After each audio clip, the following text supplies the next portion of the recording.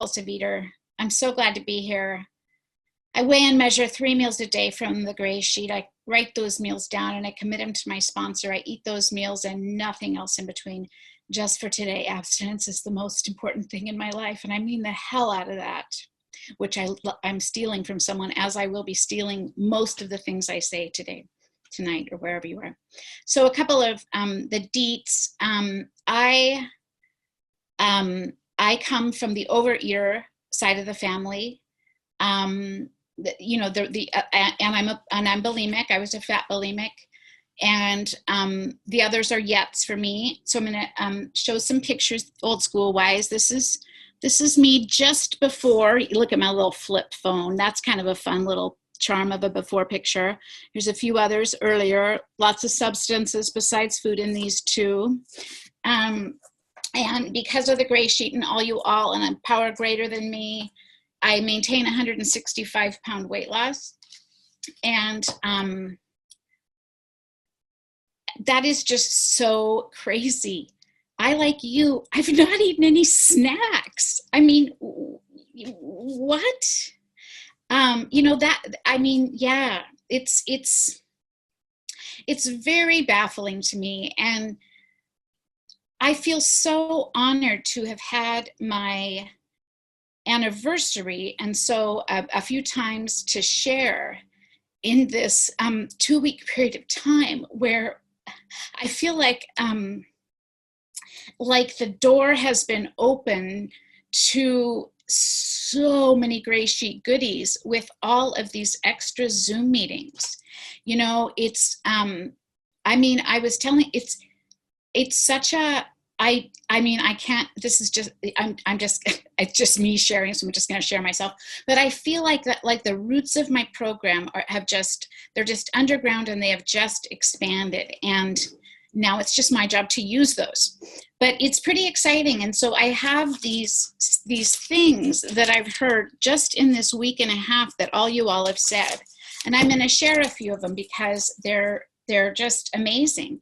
My foodalog ate a whole bunch, started eating really, really early because my parents didn't. I was born 14 years after my sibling. They were done. It was 1964. What else were you going to do? And, it's just kind of, there was they did the best they could, and it was not that great. It wasn't heinous, nothing criminal, but I didn't really get that. I kind of felt like I was in the way a lot, but food made it so much better. And my dad worked for Kraft Foods Incorporated for 30 years. And so staples in my house won a lot of contests. They were so great. And I know some of you have heard this, but this is so true.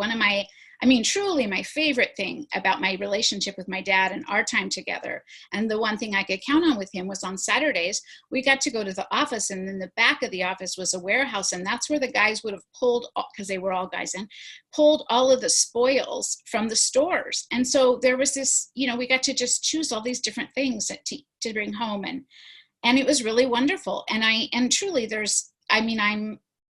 I don't look back on that with regret now because it really was great. It was up for me recently that in junior high, I was already, quite overweight, not as overweight when I look back at pictures as I imagine, but that's when we got into here's a good idea.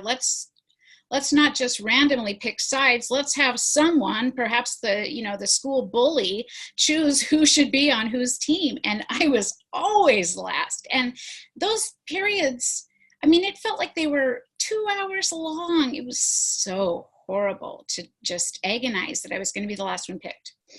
And that was so. And then, there were the gym uniforms and having to take a group shower, and school was tricky. And then, and I had already started dieting. My parents had taken me to doctors, and I had a family doctor that was sure it was baby fat, until I was about 12 or 13.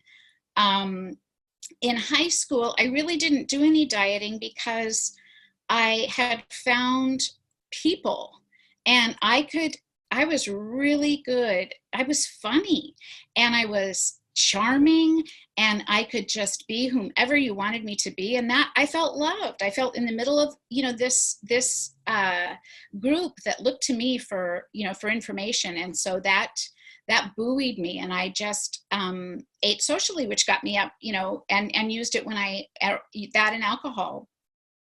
And then let's see, lastly, in the being a young adult person, when I had a group of gal friends who in high school, and none of us had boyfriends, and some of us, there were good reasons.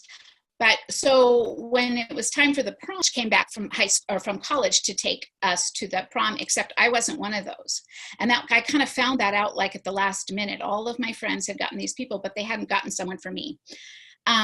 So anyhow, I just share that in part because this was, looking back, especially incomparable demoralization, but it had me not feel really great about going out into the world and into the dog-eat-dog world that my dad was really sure I was going to be in. He was very much a get a job as a file clerk, stay in the job as a file clerk, And I'm not a file clerk kind of gal.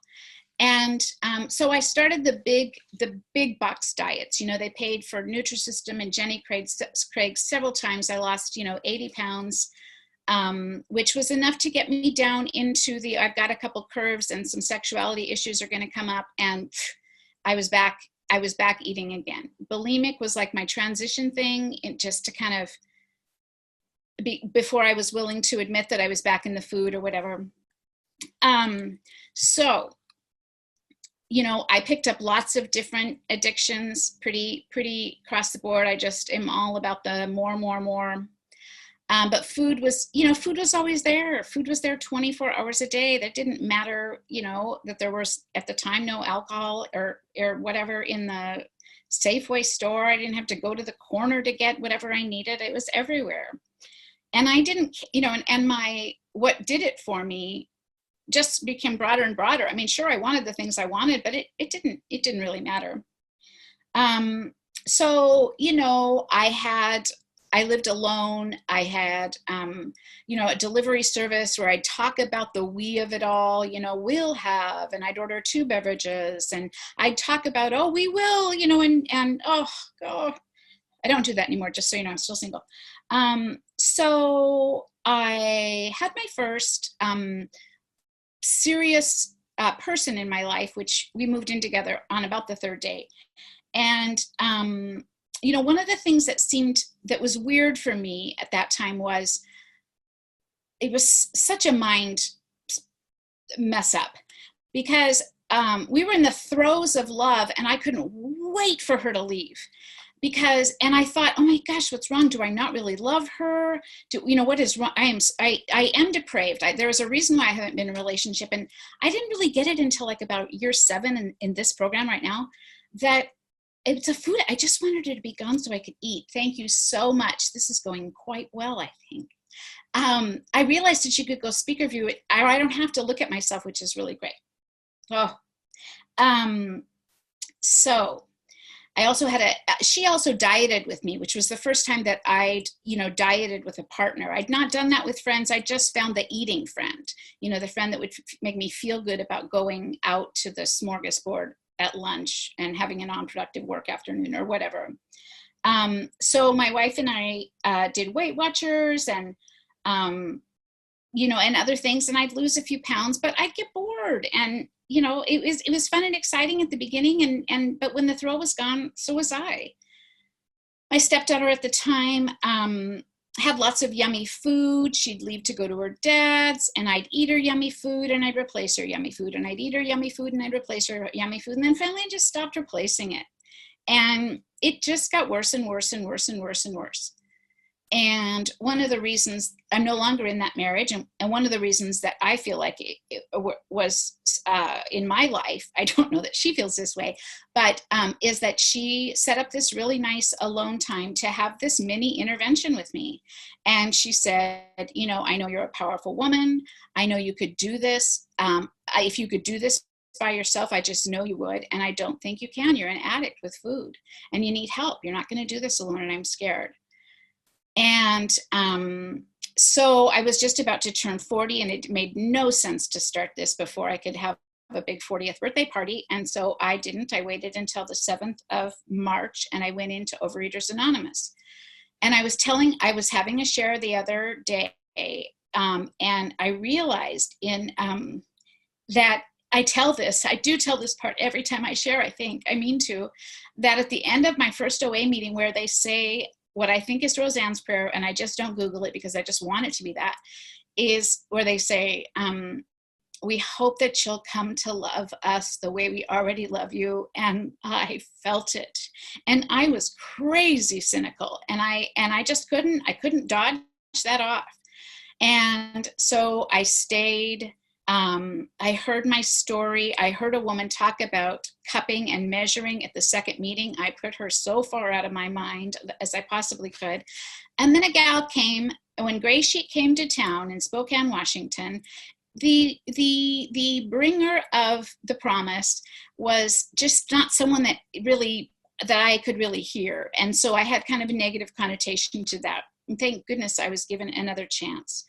So had a little bit of physical recovery in OA. However, it didn't last all that long because, three sensible meals, that sensible is very, thank you so much. So I left those rooms, but I knew I couldn't go anywhere else. So I just started becoming a visitor, and life got worse and worse and worse. And my food just went right along with it. And my marriage was winding down, and my wife had been telling me that I had sleep apnea, that I would wake up gasping but I just didn't want to believe that. But then I got strep throat in the fall. And so I would wake myself up, just waking and just heaving, and it scared me so bad. And so I went and I got a CPAP machine. I did have sleep apnea, and my the pressure that was blown was crazy high. And but in 3 or 4 weeks, which my former would say was one of the end points for her, or where she just felt really hopeless about things, she told me that that there was a empty frozen carb container with a spoon in it on top of the CPAP machine, and that together was not kind of piece of art that she was looking for. And when she said it to me, it was just like, oh God. So in my mind, I crawled into one of OA's annual events. And there were these 2 women in there from OA, and they were not doing what they were doing before, because they were so glowing. I don't know if no one else could see it, but I could sure see it. And I was going to do anything they wanted me to do. And so I did. Neither of them are in the rooms anymore. And what I found out, it didn't really matter what they said, but what I found out was there was this phone bridge. Oh my goodness. As this gal, I lived in upbringing in a really conservative, smaller town. And there were all like from the East Coast and other countries, and you had different accents and different religions, and you all ate out of garbage cans and were doing this amazing thing called Grey Sheet. And you were so flippin' happy, and I wanted it. And so I did much of it at first. And I just do more and more of it. I mean, I do the food, and it's first, middle, and end. It's about the food. And, some of my defiance has showed up in other ways and has been in the way of the sunlight of the spirit. And I just keep weighing and measuring my food. I thought it was going to be 6 months to a year before I felt any different, because, gaining and losing 50 pounds, I'd done that so many times, but getting all that stuff out of in my system, I just felt good. I felt lighter. I didn't have the tingling in my hands when I woke up. My head, the fog in my head was going away. And it was really, really fantastic. And I was getting to know people, and I went to Malibu. Thank you, Michael. How does that happen? So I've had a shoulder surgery. I met the love of my life.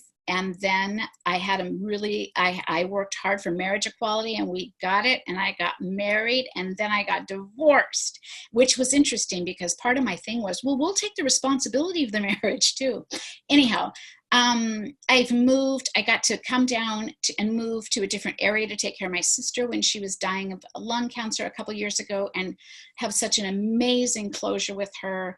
I have reconciled relationships I never would have imagined. I have culled my life of relationships that do not work, that I have, I've changed careers a couple of times.